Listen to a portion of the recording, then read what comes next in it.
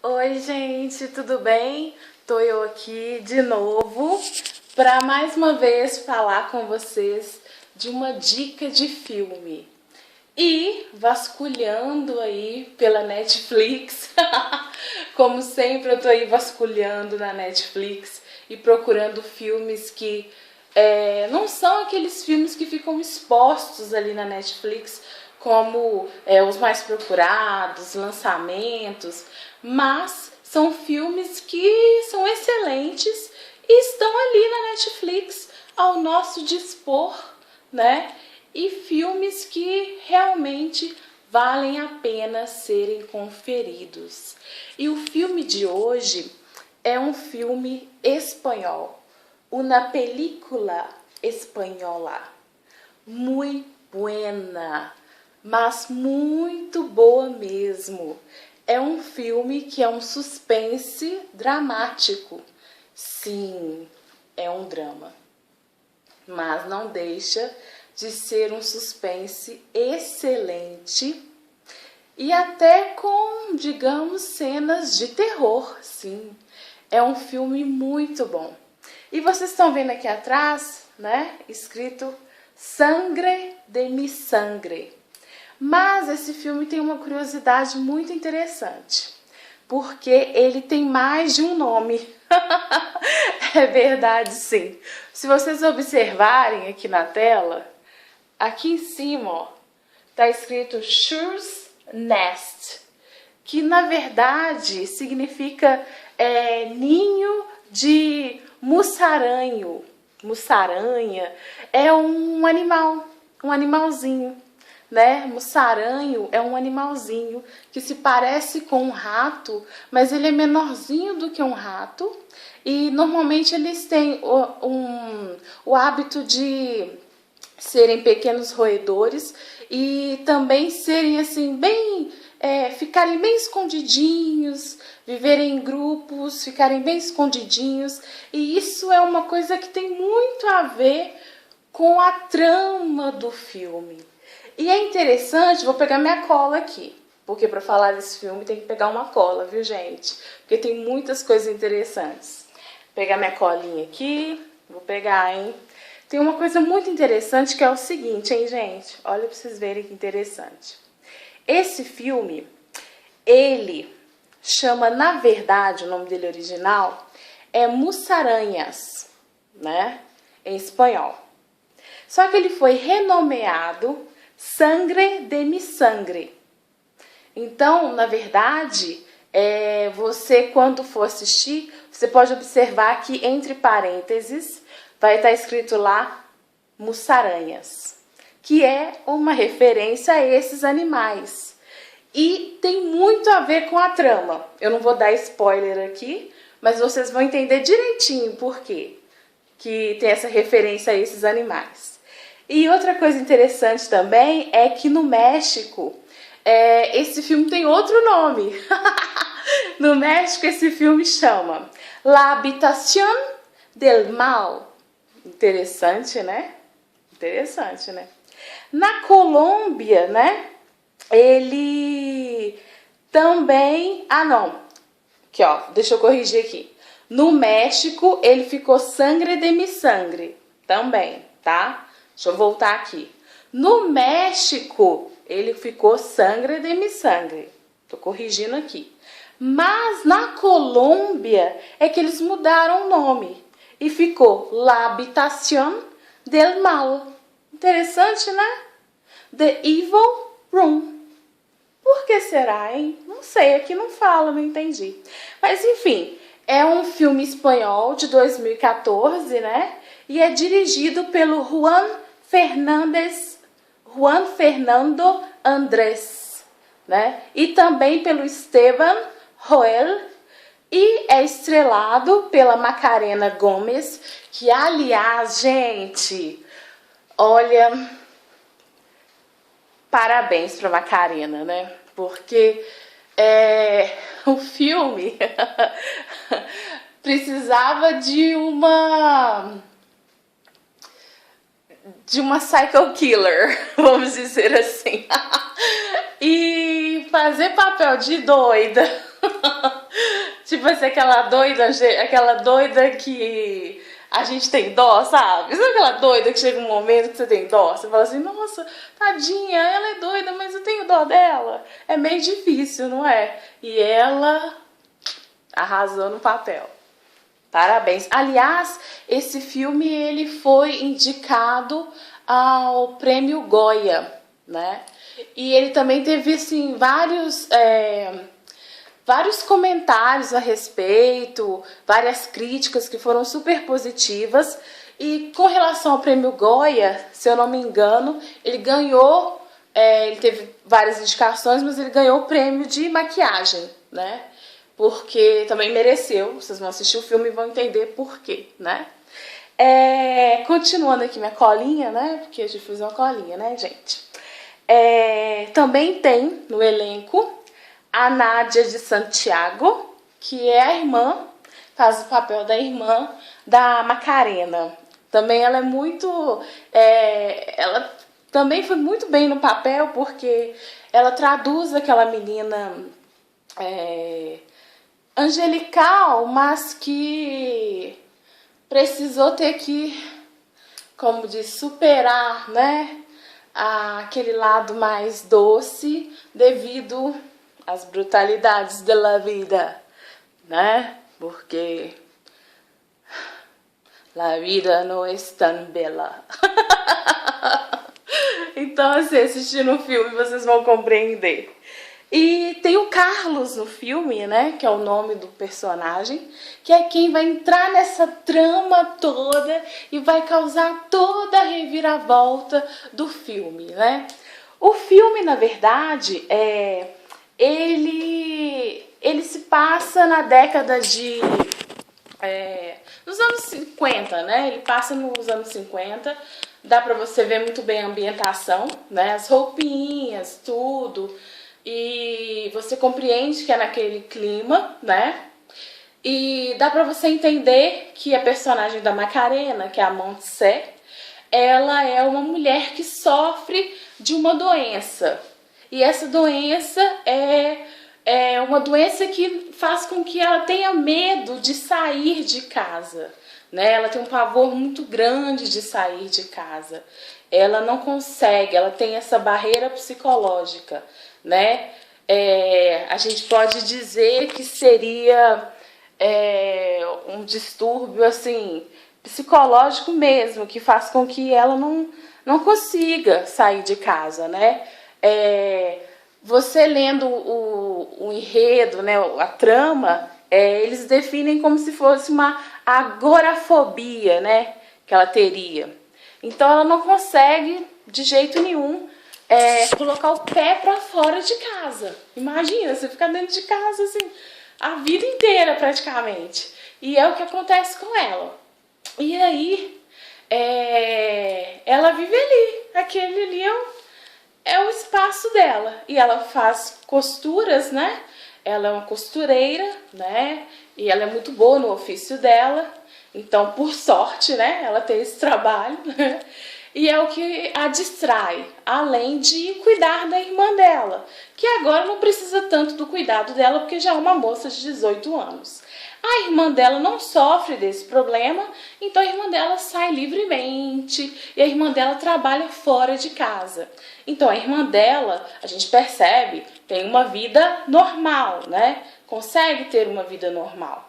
Isso é o que vai diferenciar a personalidade das duas, né? Porque uma é completamente presa e a outra consegue ir e vir, né, livremente.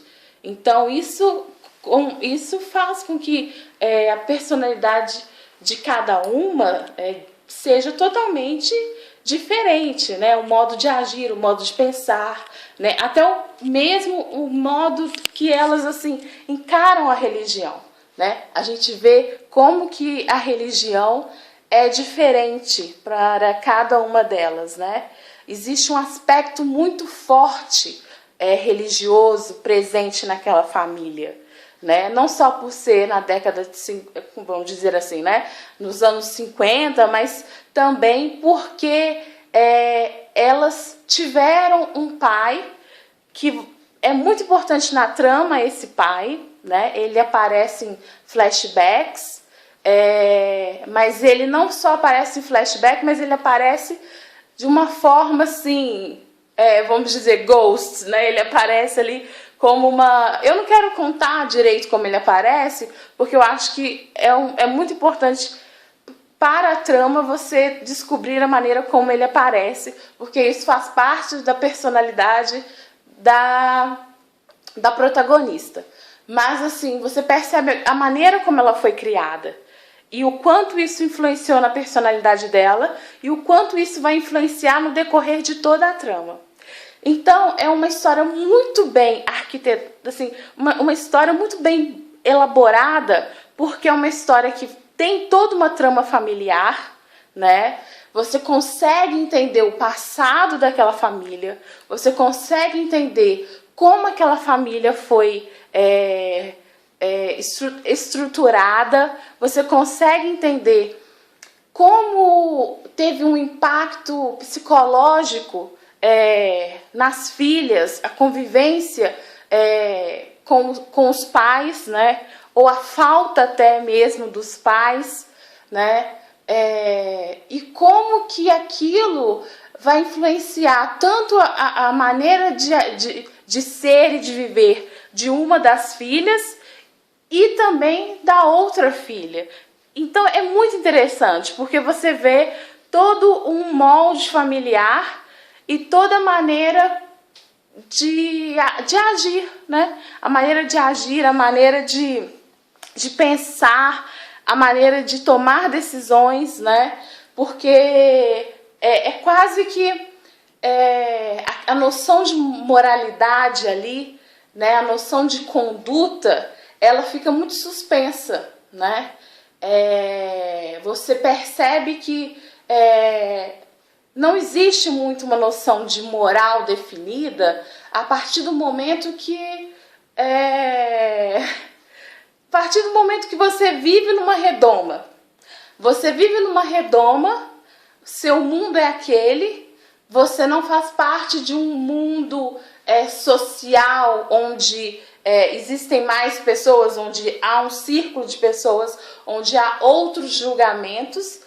Então a moral fica ali suspensa. Qual é a moral? O que é a moral, né? O que não o que, por exemplo, você pode tomar como base de moralidade ou de imoralidade, ou do que é amoral. Então essas questões ficam todas abertas, né?